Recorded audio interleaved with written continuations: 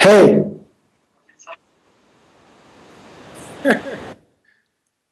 All right. Okay.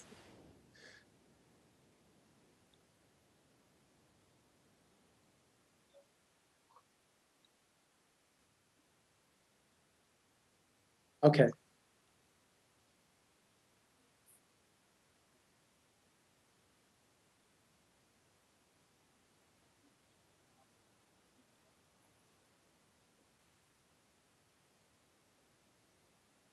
Sure.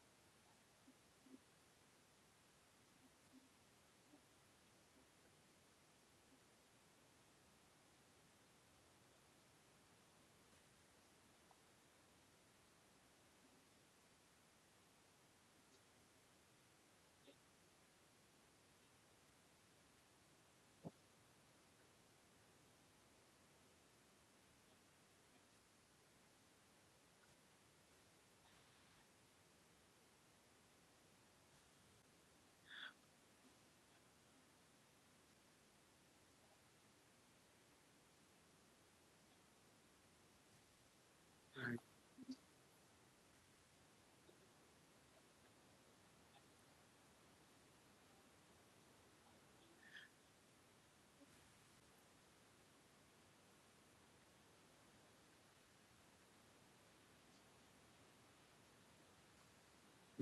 Wow. That's a big question or two. So, uh, yeah, there's been a lot of talk, like, the metaphor of, like, you stirring the dirty glass, with the sand in the bottom, and you've got a glass of water and you stir it up and everything gets mixed up. And so people may feel more confused initially.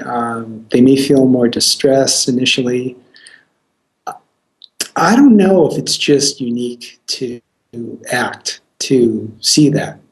I mean, if you walk somebody through, the classic, maybe traditional is not a good word, classic standard CBT for anxiety, and you get into anything like exposure, you're stirring the pot. And a lot of people I've seen, in my own history, and he was working with exposure therapy, that's when they drop out. That's when the veterans with PTSD start calling to cancel their appointments and don't come back. So there's like the issue seems to be to find a way to guide people to being willing to open up to their history, to their mind, to their bodies, doing their thing, in a way that offers the hopeful part of the creative hopelessness. That whole idea that it's not them that's hopeless. It's like you're getting with yourself. You're learning what it's like to be with you. So I think good bibliotherapy or good self-help book will build some of that in, and I think we do. We don't. Probably in the future we should address it more directly. The idea that things may kind of feel worse before they feel better. But the flip side of it, people are already feeling bad. That by the time they get to a book or to a therapist or to something else, they're in pain. So maybe it's a matter of degree. That even with the avoidance, it doesn't completely solve the problem of feeling the anxiety and the fear. And so, maybe it's just finding ways to get people to hang in there and let their experience guide them. That's how I would approach it. But it is a challenge. I mean, probably one of the bigger challenges here is, you don't know exactly who you're dealing with on the other end out there in the ether world, like who's responding to these interventions, you don't know for sure, if somebody's suicidal, in crisis, how do you deal with that? We generally, in these studies, we've excluded them because basically looking out for their own welfare, like, you don't need to be working with this book if you're thinking of ending it all. So basically, like, that should be your priority, is to take care of yourself and take care of your life. So, but yeah, it's an important issue. I'm not exactly sure what else we could do. But one of the things you do raise, I think, one other point is that when I've presented these data at workshops, a lot of the therapists go into crisis mode because they see the outcomes and they see the amount of change, and then they say, well, what about me? What's my role in all of this? And I don't think the self-help piece does away with the therapist. I think of this as just another way to reach people and to do it in a cost-effective way. If you do the math, figure it out, 12 to 15 sessions of psychotherapy versus, I don't know what the book goes for now, $20 bucks, you have a book that you have with you. So one of the issues here is the therapist never goes away with a self-help study. You have the book to go back to again and again.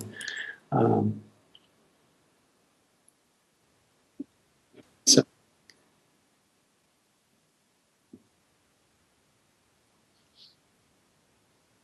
this is so cool, by the way.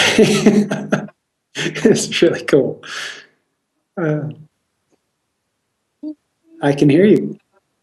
Verizon. Okay. Give us a song.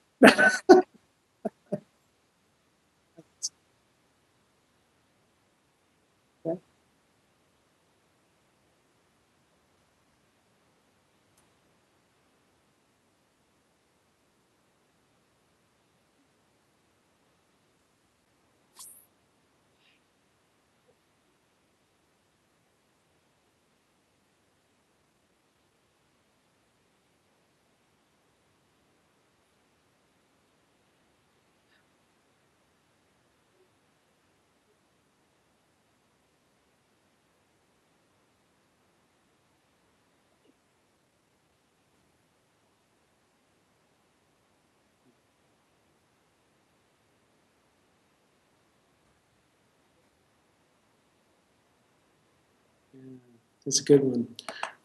Actually, I've seen that quite a bit. It's interesting. Like, we don't have any. I don't have any systematic data to back this up. It's really a dozen personal contacts to me by people all over the place, who, even in workshops, who have come up to me and said something like, I've been using mindfulness meditation all of my life. And some of these people are actually teachers. They've reached a status in the mindfulness field where they're considered accomplished in this and a practitioner of it.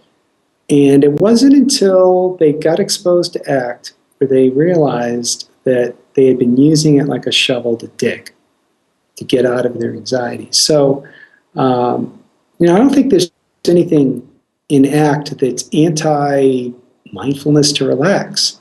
I think we always go back to that workability question. So it's really, I would be looking at, okay, is this working? And the way you described it, it's okay, it's working to make me feel better.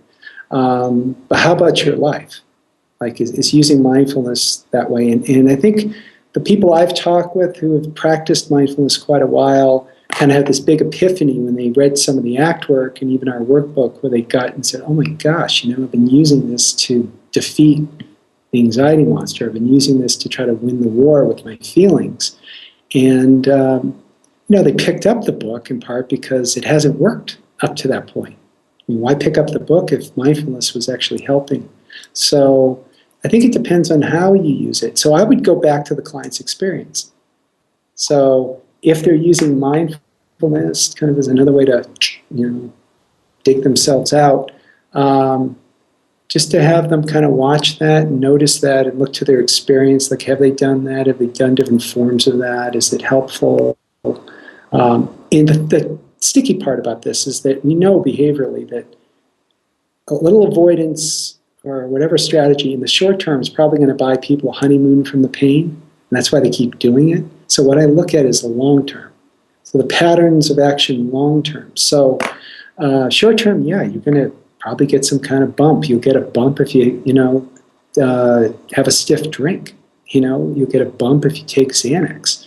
But the question is, long term, is that a solution? Is that really resolving it? So, I think that's a big misunderstanding in the, I think in the traditional CBT community is like ACT is anti-relaxation, ACT is anti-aspirin for a headache. It's not, it's not that. It's really, it gets down to kind of the patterns of behavior and workability.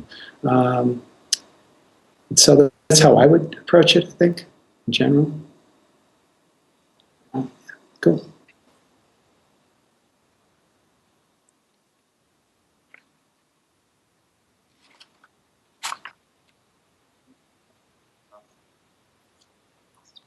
Oh, cool.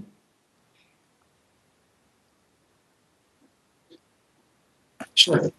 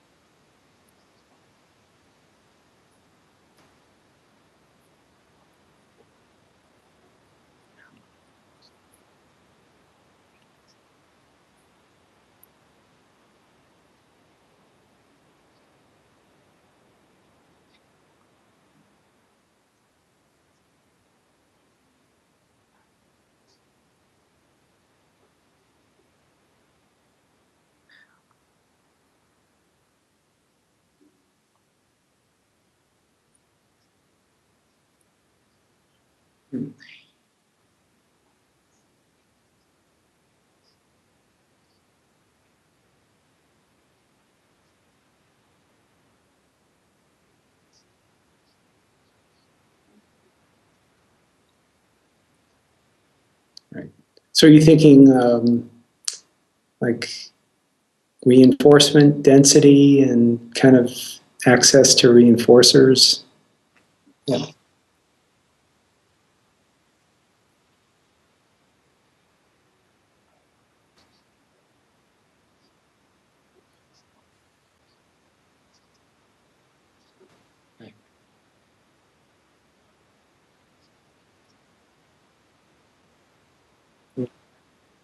Right.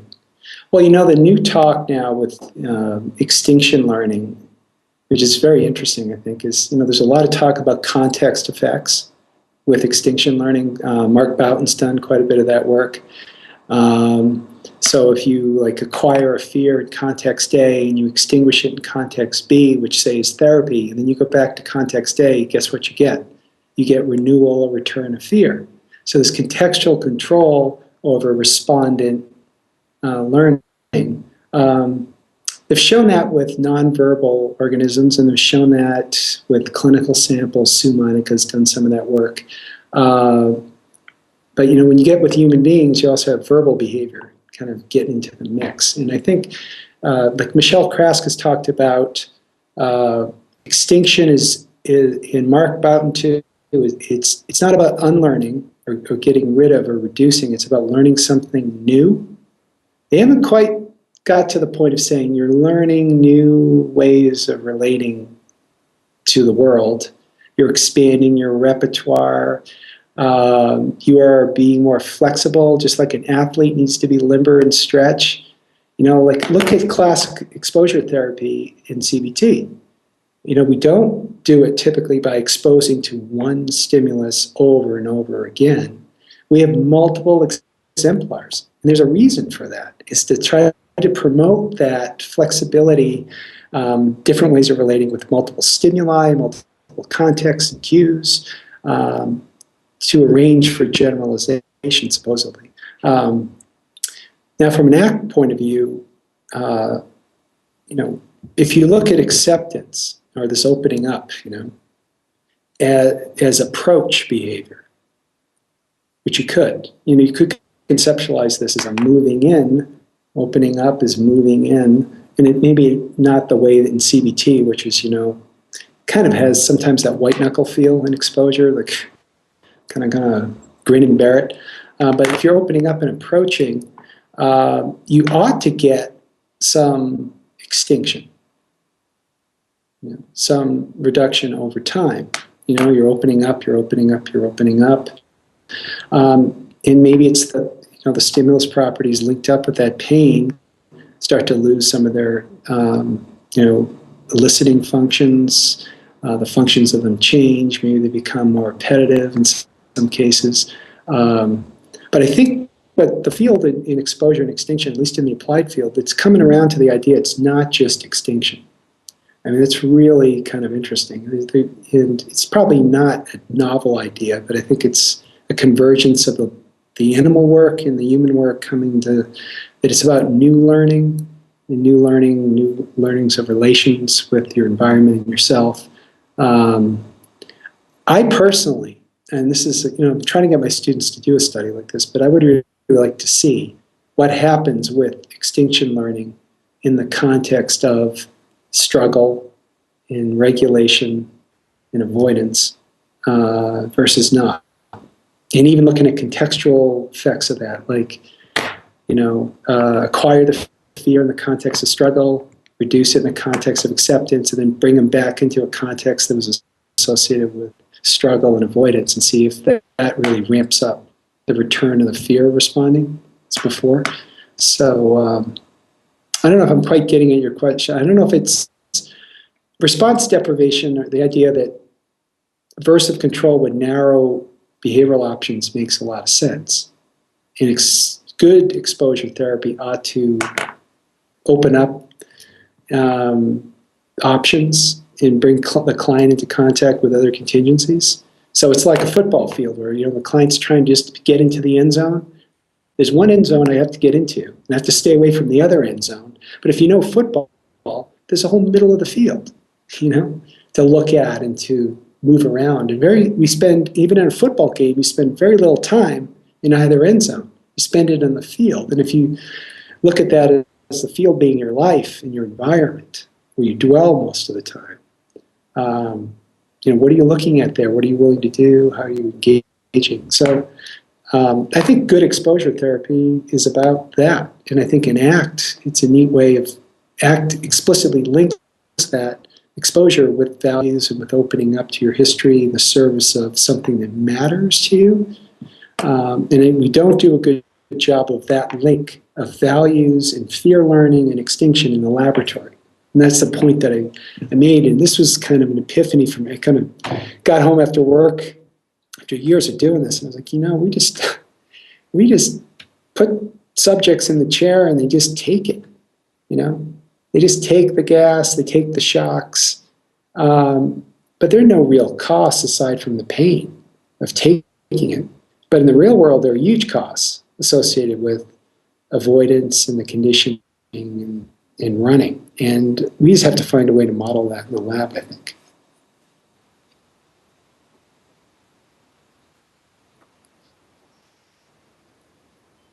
Yeah.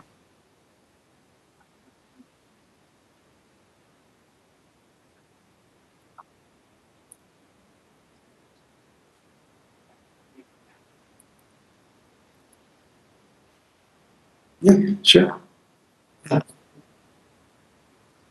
Yeah, no, it's neat. There's, melding that, I still have a pretty solid love for the basic lab work. So, anything that can be done to meld that world with the applied world, I think is really cool. And, we're not there yet. We haven't done all the work that needs to be done. If we were, we wouldn't be talking right now. If exposure therapy was wholly curative, we wouldn't be talking right now. So, it's not, and that's the problem. I think there's more to do. It's a potent intervention, but there's still more to do. A lot of people drop out, many people come back, and I've seen my fair share of people who have been through, classic Barlow treatment, and now they're back at it again with their anxiety, and it's, even with good exposure therapy, people come back. So, whoop, I lost you. Okay. At least there's a voice. So, okay. Yep.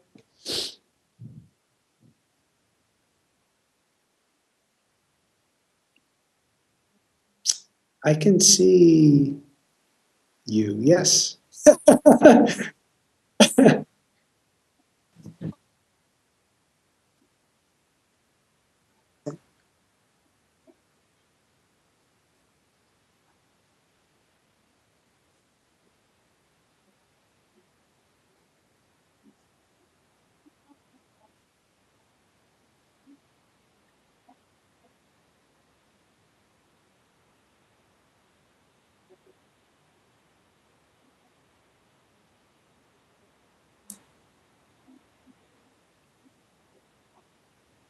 Yeah.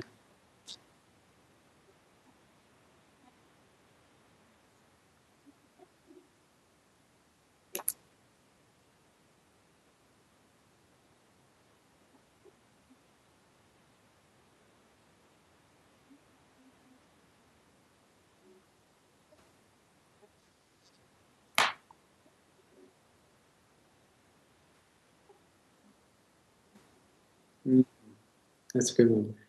Well, emotion regulation is just a hot topic in the emotion science field now. I mean, everybody's on it. They're on it like they're on mindfulness. It's just, it's incredible. It comes, a lot of the initial work came out of the developmental psychopathology in the context of temperament and, the easy kid, the difficult child, all that kind of stuff. And they approached emotion regulation as the emotion doing the regulating. So it's like the genetic predisposition that you're wired with a certain way, that regulates your behavior. So you could think of that as like a panic attack regulating your behavior like shock might, or being assaulted or accosted by a mugger on the street might. The emotion response mobilizes you, and other things, fall away temporarily because you're trying to protect yourself. So they talk about it as the emotion doing the regulating, but then the work by Gross and others shifted the attention to what I think is the more important piece, the behavioral part of it. So not the emotion doing the regulating, but what we do with the emotion and other private events when they occur. And that sort of behavior of regulating is sort of what we do versus what we have. And, the thinking now, where the traditional CBT folks are going with this is latching onto antecedent regulation. So, and particularly reappraisal. So that's an old concept in cognitive therapy. So the idea that if you reappraise the emotion eliciting situation before it cascades into the full-blown undesired emotion, so you think about it differently, then you could stave off the negative consequences of the emotion and maybe adjust your behavior to the situation. So it would be like somebody going to teach a class and feeling all this anxiety about it and kind of starting to sweat and uncomfortable, and looking at it differently, saying, no, this is excitement. I can do this. No, I'm going to use this as positive energy, versus kind of wallowing in like, I'm going to make a fool of myself, and what if I make a mistake? So this is what like Dave Barlow has been promoting, and others, and Stephen Hoffman and so on in their treatment. Like, this is the piece they've adopted. Now, I heard through the grapevine, I don't know if we should put this on tape or not, I might get in trouble, but I heard through the grapevine that Dave's unified protocol for anxiety included reappraisal, and then it wasn't really working. So now he's got like more of an acceptance mindfulness piece in there. I don't think he's dropped reappraisal completely, but he's kind of boosting it up with some other things because he wasn't getting the bump that he wanted. But here's the deal. I think that any kind of emotion regulation can be used for good or for ill. right? So you can imagine a situation, for instance, where somebody's using reappraisal. Let's kind of imagine a situation where you have a partner in an abusive relationship, is taking kicks and punches and other kinds of just demeaning responses by their partner, day in and day out. And they stay in the relationship, all the while telling themselves, he can change. He really loves me. If I just, stick it out long enough, it'll be okay. I've made it through it before. I can make it through it again. So it's probably not helpful, particularly helpful for the person in that context to just reappraise the situation. And you can imagine reappraisal being taken to the extreme, in a very rigid and inflexible way, where it's not really helpful, but you're just doing it chronically, just like you might be avoiding. So this is where I liked Bonanno's Psych Science article, which is titled "The Importance of Being Flexible," which is great. He did a little study looking at how people use emotion regulation. Do they use it inflexibly or flexibly? And he found that people who use emotion regulation flexibly tend to be healthier, tend to adapt better. And, it's only one study. I haven't seen any kind of follow-up to it, but it's highly consistent with the ACT work. So maybe it's not the strategy you use, but it's whether you, kind of dance with it, use it appropriately and flexibly, and where it moves you forward and not keeps you stuck or going backward. So maybe that's really what matters. Right now, talk is reappraisal good, suppression and struggle on the response side bad. That's how they're, the emotion folks are talking about it. But I think it depends. I've often wondered too whether some ACT strategies are going to get recast as a reappraisal. Like diffusion is really reappraisal. We kind of wait for that one to come down the pipe. Or acceptance is just reappraisal. But what the cool thing about the ACT work is, it's all about flexibility, which transcends the antecedent side and the response side. It's like to me, it's a compact set of concepts. You don't need to get into this and that, and this is this construct, and that's that kind of strategy. It's like, is it flexible or not? Is it being applied flexibly or not? And if it is, it doesn't matter. So anyways, I think ACT has a lot to contribute to that work. And now, did you also ask about the kid stuff? How do we teach kids? Or is that somebody else? Oh, okay. Yeah, let's go with that.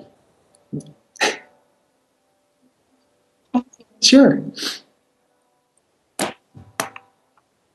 All right.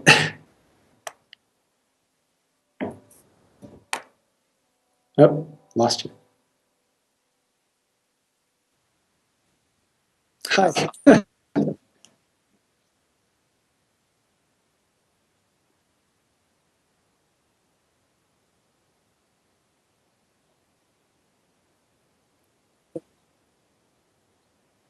Yeah. Yeah. I think it's an important question. Personally, does that work? You still hear me? All right. I feel like a Verizon commercial. Do you hear me now? Do you hear me now?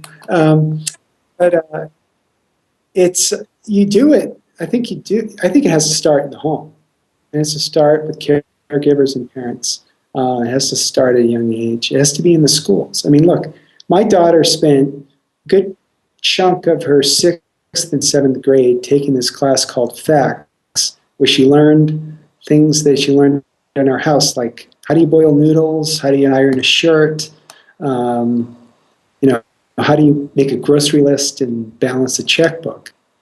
Meanwhile, there's absolutely nothing taught on self-compassion, how to grow into being a healthy, functional human being. How do you grow into a person that fits within the larger human community? There's none of that. Instead, iron shirts. How do you go shop for groceries? Keep your checkbook, iron a shirt, do the laundry. So I think it has to happen in the schools as well. And I've talked to a few teachers about this, and the interesting response has been, even administrators, it's kind of like, well, I don't know if parents would kind of like that. They sort of perceive it as, we're opposing values.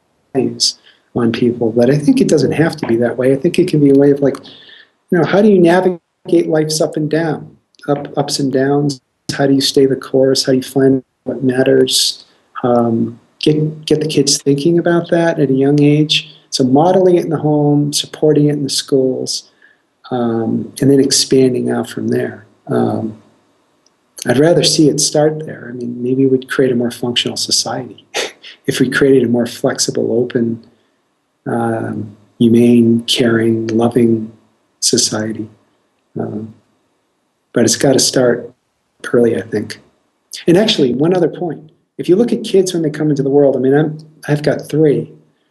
It's remarkable how open and transparent we all come into the world, as children. We're just open, transparent. My kids would play, and it was all verbalized. It was like the speak aloud technique with their dolls.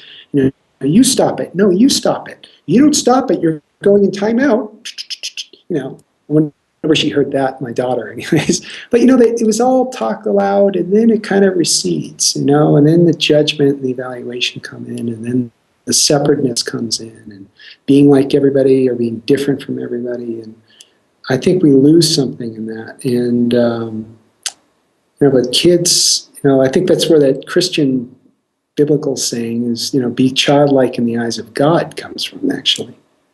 It's be like a child. And if you look at what a child's like, they're very open, and they hurt. They don't do a lot of struggling with their hurt and using their hurt as a weapon against other people. They feel pain and they cry, and they stay away from things that hurt, but they don't get entrenched with it.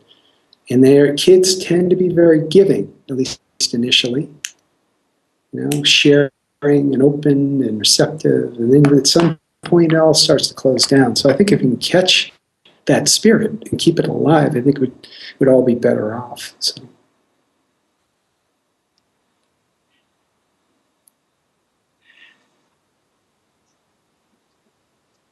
Oh, yeah.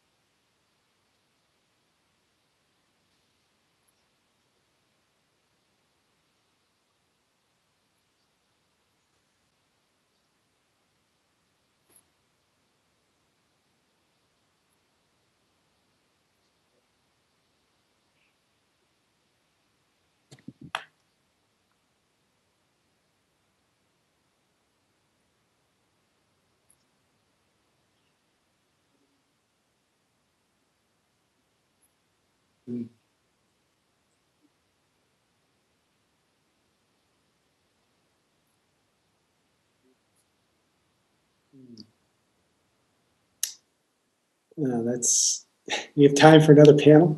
So, I like Steve's point at that panel, which is pretty simple but powerful one, that CBT is not one thing, but it's many things. So, I mean, I don't know if you were there, or any of you were at that panel discussion, you saw that.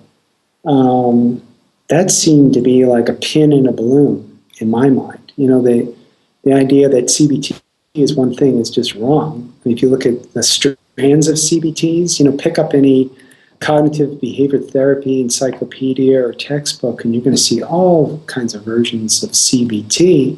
And I think ACT is part of that tribe, in a way, if you want to think of it as a tribe. But I think that the reaction that people from the CBT community have to ACT is some of it's out of ignorance, some of it's out of misunderstanding, and some of it's just a problem of trying to teach an old dog new tricks. I mean, the more vocal people kind of criticizing ACT in the CBT, I'm going to use that loosely because I think ACT's part of it, so I don't know. The traditional camp, the traditional wing. The critics tend to be the more seasoned guard, the people who've been around a long time, who've been doing their thing. They're arguing that CBT is evidence-based, but if ACT's part of CBT, the argument goes, and this is something Kelly brought up, then you can't say that ACT is an evidence-based if it's just CBT. But I think if you look at the CBT tradition itself, there have been plenty of new approaches being offered as models. I mean, look at Aaron Beck's work. I mean, when he came on the scene, he offered a whole new model, at a time when everything was about learning contingencies and shaping behavior and developing new skills and so on, and extinction, mostly respondent stuff. Aaron Beck comes along and offers a new model, and Bandura, same thing, a new model. And you saw what Lazarus has done, he has a model, and there's lots of models, and Ellis had a model.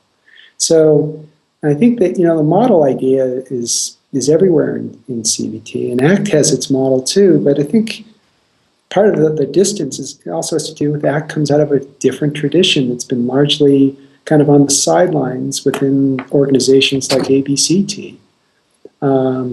Behavior analysis is not mainstream within ABCT. It's been limited to, institutionalized, developmentally disabled,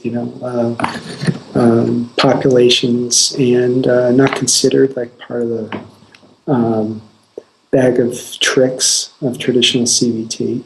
So that's one piece.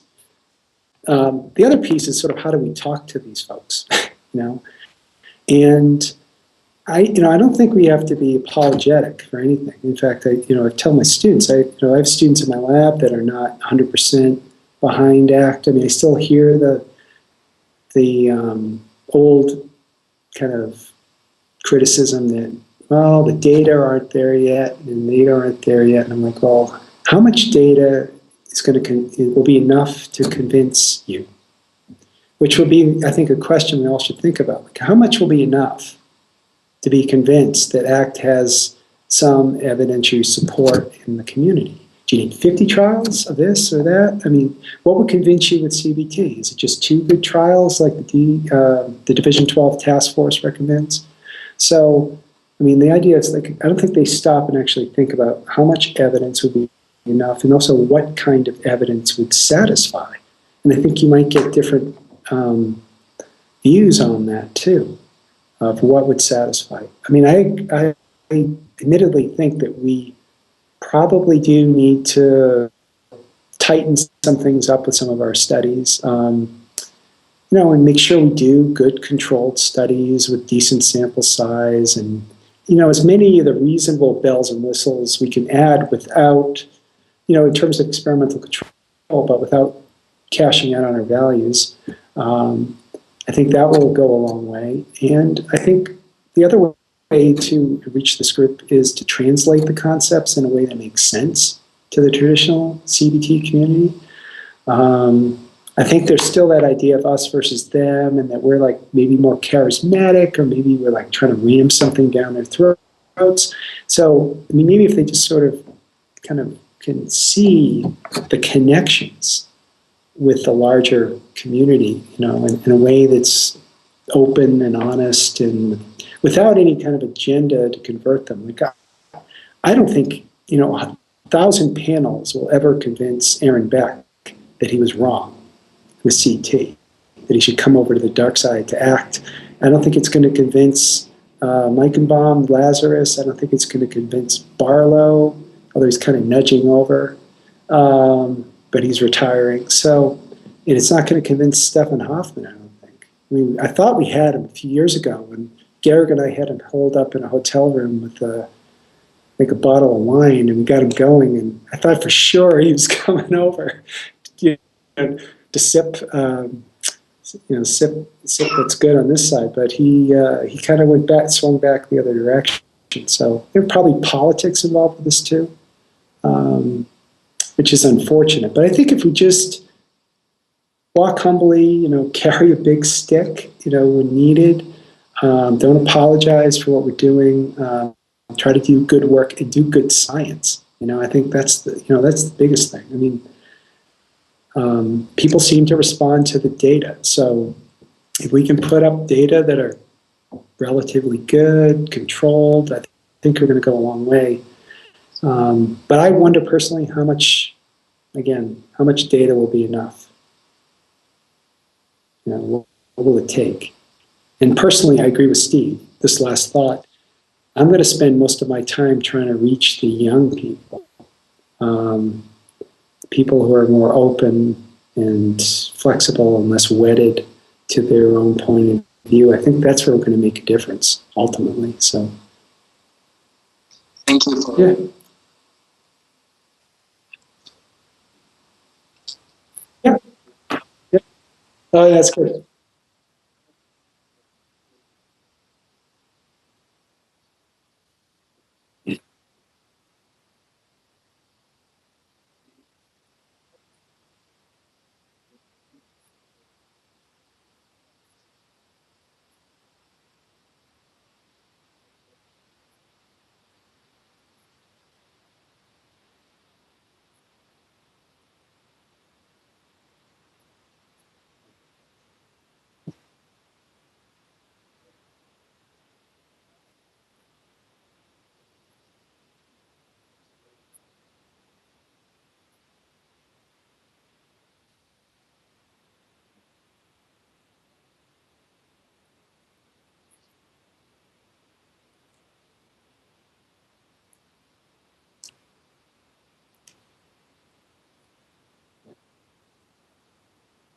Well, no, I think it's a good point.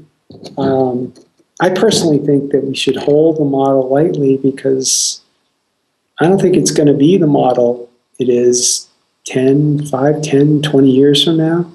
Maybe we'll go from 6 to 3 key processes, or we'll add another one, or we'll learn something new. So, I think we need to be humble and open to what's out there, to the data, to things that could inform the work. But here's the thing that I think we also need to do, and is we need to, get back into the lab and do some of the component studies in the context of traditional CBT versus ACT. And I'll just give you one example. I've got one of my students now is doing her dissertation on looking at the role, looking at acceptance compared to not suppression or control, but to cognitive restructuring. So kind of a direct head-to-head with a traditional CBT technology and approach. I have some misgivings about how that's going to work. She seems pretty convinced it's going to be kind of cool. I don't know for sure. But here's the thing, nobody's done a study, as far as I know, to look at, say, mindfulness in the context of mastery and control versus mindfulness in the context of diffusion and acceptance and values, right? The same mindfulness intervention script in 2 different contexts. That would be interesting to the CBT folks. What if you could show them that, mindfulness works when you cast it in your framework of control and mastery, just as well as when you cast it in acceptance framework. Or it may turn out that that's not true, that actually the context matters.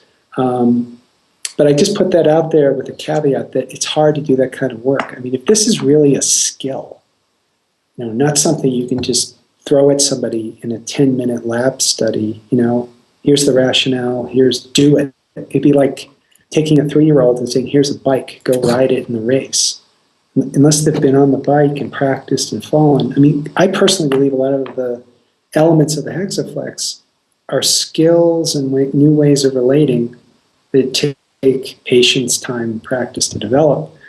But then the lab work shows that we do get some kind of bump with acceptance rationales, even in an acute way. So, but these are the kinds of studies. Take the technology and then build it around these different models and see how it holds up. I think an acceptance, mindfulness, values context with an intervention or a technology personally should yield a different effect than a mastery control wrap. around the same exact technology. Like you could do this with metaphors in ACT. You could take the finger traps and easily flip it from a letting go, kind of being with and trying something new, leaning in, to one where if you work hard enough and you problem solve and look at the well, you're thinking about this, and if it's not helpful, think of something else. You could turn it into like persistence and work and effort eventually gets you out. I mean, same thing with the tug of war. You know, maybe if you pull harder or pull this way, you could actually win the war versus letting go of the rope. Maybe that's bad. Don't let go of the rope. That's fatalistic. You got to just try hard. And, you know, you could take all those metaphors and cast differently. But I think that would be of interest to the CBT community. Sure.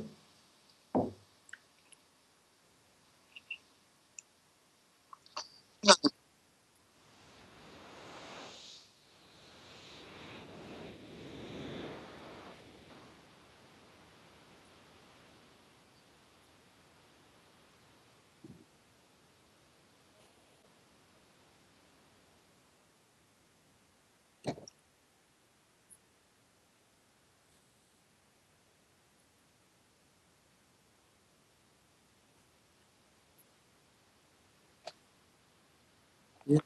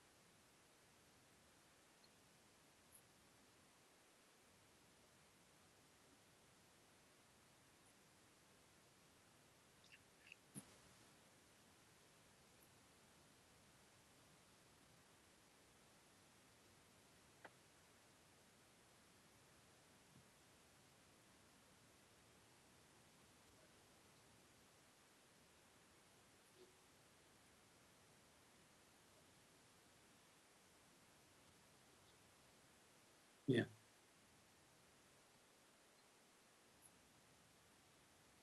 Right.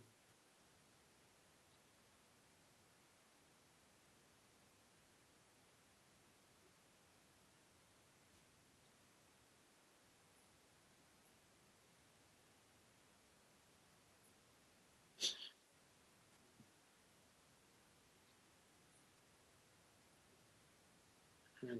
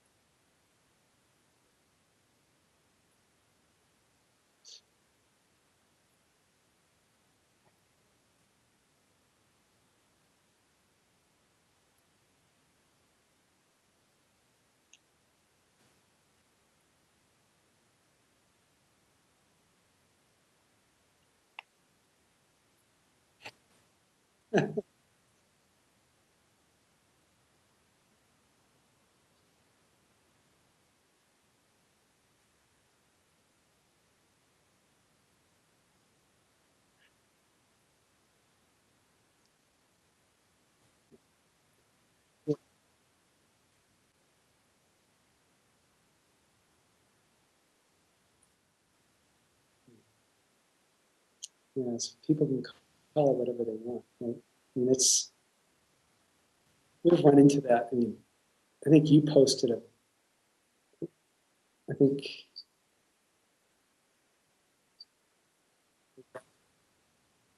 yeah, there we go. Okay. Yeah, I mean, and this is the problem. On the one hand, there's probably a way to make the loose connection that, can you hear me? Okay. That ACT is probably some kind of exposure component. I mean, like I personally think when you engage your values, if you do it open arms, you are opening up to everything, the pain and so on. But I think, I don't know if I have a quick, dirty answer for this or not, but, some of me thinks that, the people out there who are carrying that kind of criticism at us, launching it at us, and I've seen it with some recent rejections at journals too. I think it's there's a bigger agenda behind it. That you could take any procedure, you could take just about anything, call it like some type of cognitive therapy. Doesn't mean it's so, and I think in ACT at least, the procedures that you probably followed, if you parsed them out, you said, are these the steps that you would follow to do traditional exposure therapy? I would imagine the answer would be no. I don't know, is that true? Like if you took what you did and laid it out against Barlow, against Krask, like did you follow like traditional exposure hierarchies and, yeah,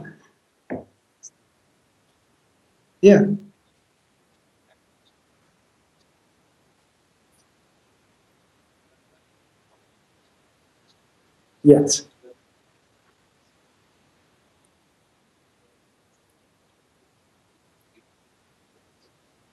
right, right.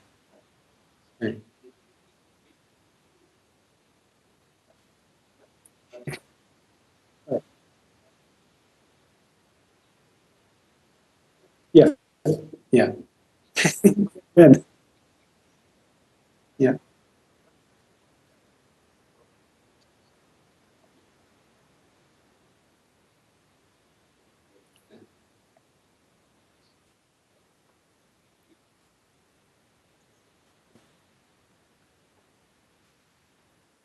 yeah. I mean, maybe there's a distinction between psychologically showing up to exposure and just going through the procedures. So, like, if there was a way to do this in the lab, where you model exposure, but it's set up in a way where you have maybe you select for people like these folks are highly avoidant, and you walk them through the procedure, so they're exposing, right? Versus another process where they're opening up. So it's not just facing your fears or the stimuli that occasion fears or whatnot, but you have to do something else. You have to have a posture, you have to be psychologically present, open up. So that might start to get at this idea that it's, the confusion or conflating extinction as a procedure with a process. That extinction may actually depend on other processes, and I think it does.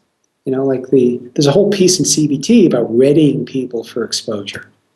Giving them the big heavy rationale of, stick with it. If you do it long enough, you'll start to feel better. But there's also that literature that shows exposure doesn't work if people, turn away. If they're turning away, it doesn't work. So to me, it's not just it's the whatever the process is. It's not just facing it. Like just being there, sitting with the snake. You've got to be there in a certain way, and maybe that's the key variable. It's geez, I don't know if that gets at.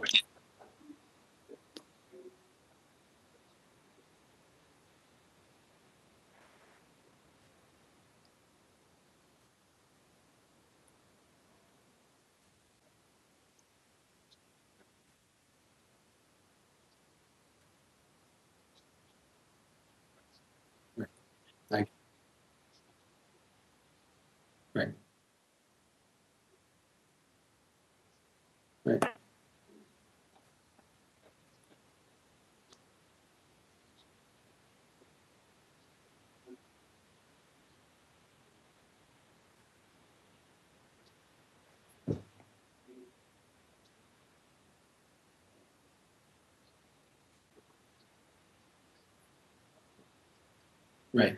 Right.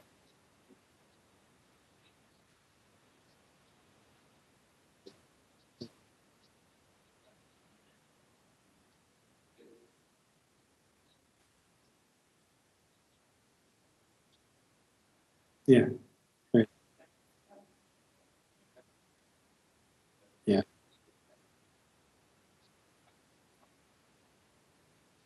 Yeah.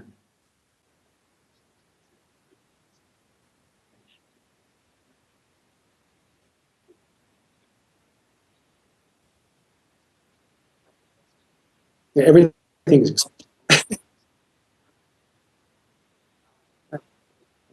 well. Here's the right. Well. It's like everything becomes exposure, right? This is and that's the old argument. Like how the neurotic paradox is sort of like how can um, despite all these opportunities for fear learning, do you still have people suffering with their fears? Like they're surrounded by, they're immersed in environments that have all the cues, and yet they're still afraid. You need to do something else. Like it's not just sitting on the plane. And yeah, I mean, so everything becomes a feared stimulus and exposure if you follow that all the way out, I guess. know.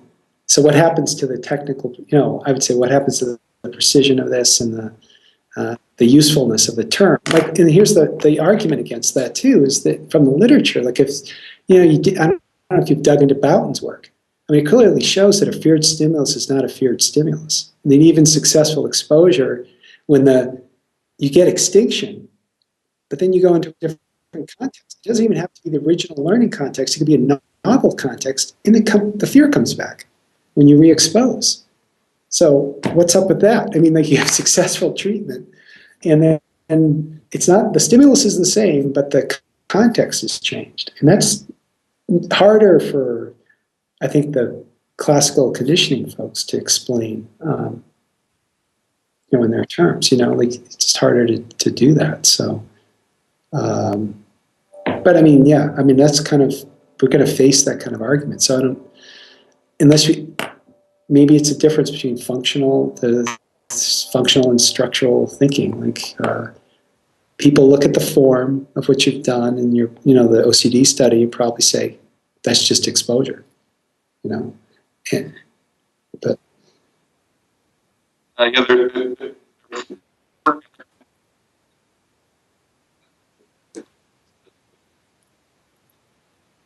yeah,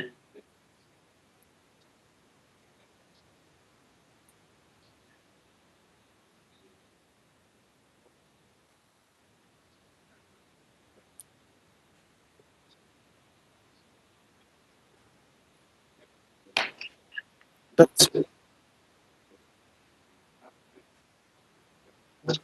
that's good.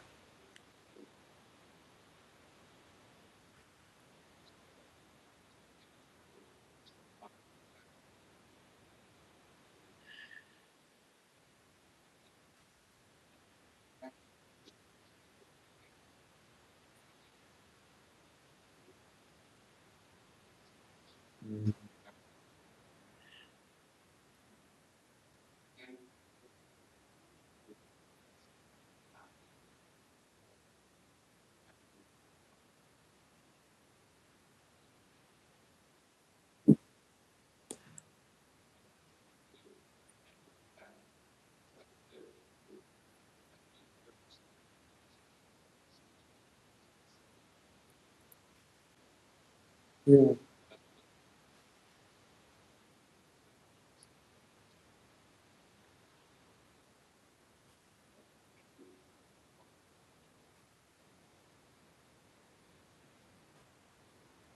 right. Um, I was going to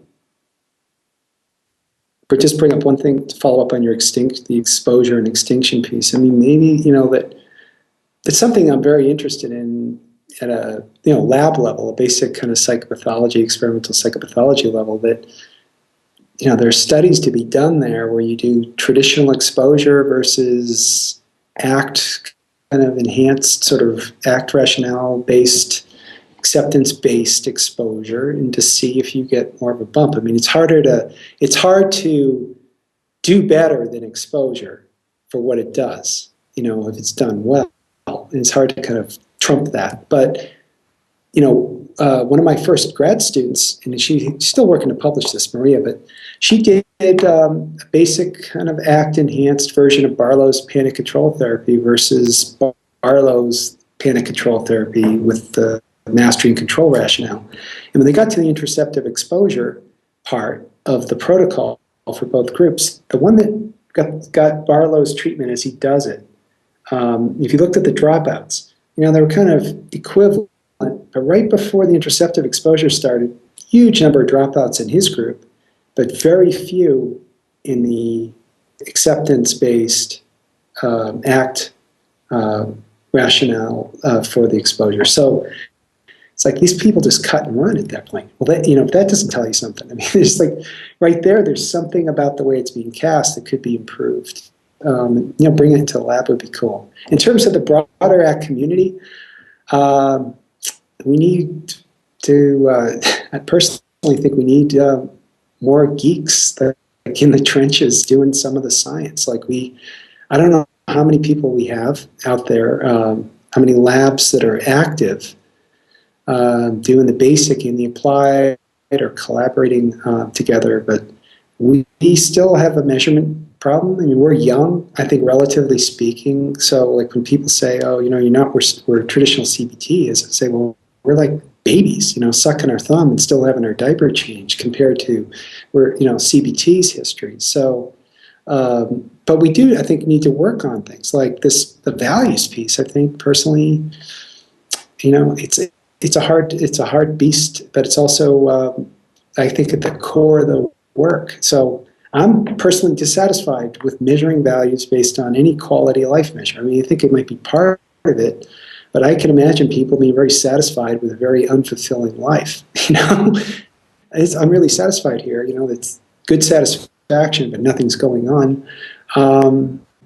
And so the idea of how do we measure values? How do we measure patterns of valued action?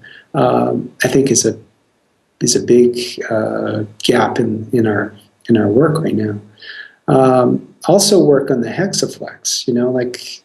I think some of the new work with even experiential avoidance or psychological flexibility with the AQ, it occurred to me, I think, talking with some of my students, that here we have the hexaflex, and you can almost conceive a measure that has 6 factors and one overarching factor. If we did this right, maybe what we need to do as a community is open up a board and just say, look, we need to collectively generate items, get all the experts together and generate items about values, ways to tackle values, almost like a research group, or maybe we do it via Skype. But I think something has to happen on the values front, on the broader construct of psychological flexibility, and then I think we need to do good science, not just the applied science, but the basic science too. And I think, we started off humbly. We don't have the gazillion-dollar grants, most of us, and I think we're still fighting for the money. And we were fighting against traditions that have, established track records. ACT's still considered a newcomer.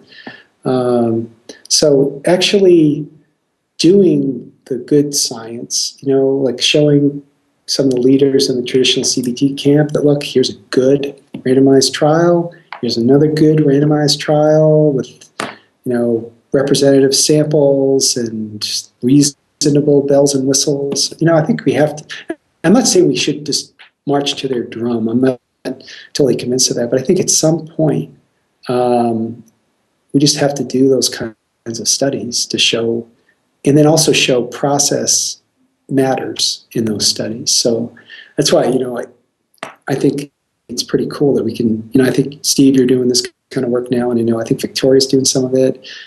This idea of just bibliotherapy self-help with minimal contact. I think the CBT community is way behind on that front because they want to do efficacy and then effectiveness.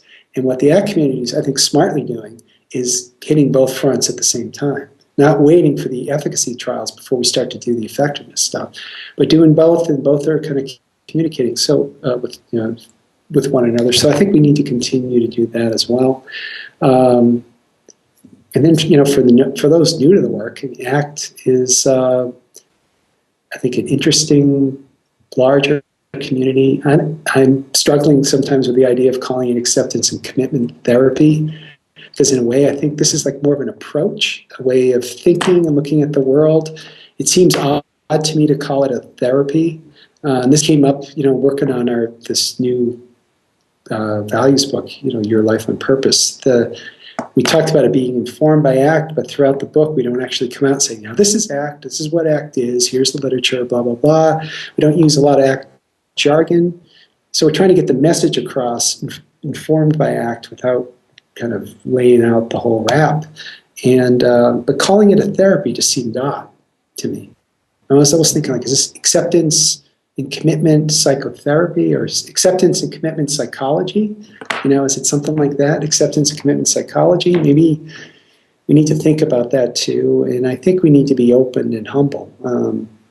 I'm personally, really passionate about the work I do and unapologetic, but I also deal with a lot of people that give me the what ifs, yeah, buts, at workshops and so on. But I found a lot more people come to the work curious, especially from non-traditional, like, the CBT camp. They come from other strands of psychology. They're curious. They see it resonates with their own experience. And what I ask everybody in the workshops that I do, and when I'm talking about this, is if only for a day, maybe an afternoon, maybe an hour, you just kind of explore this, get inside it, try to figure it out, try to learn something. And at the end, if you want to turn away and walk away, that's fine too.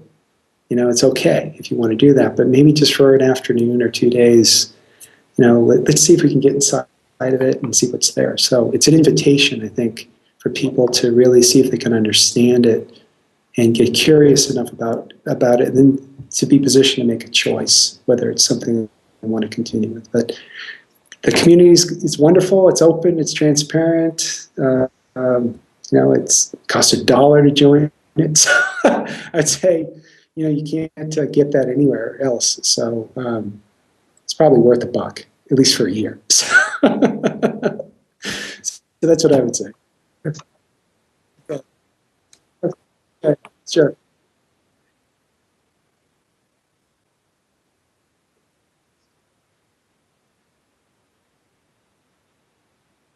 Yeah, no, I did. Yeah, it's great.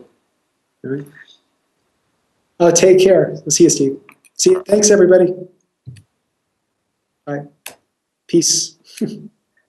There we go. Live well and prosper. There you go.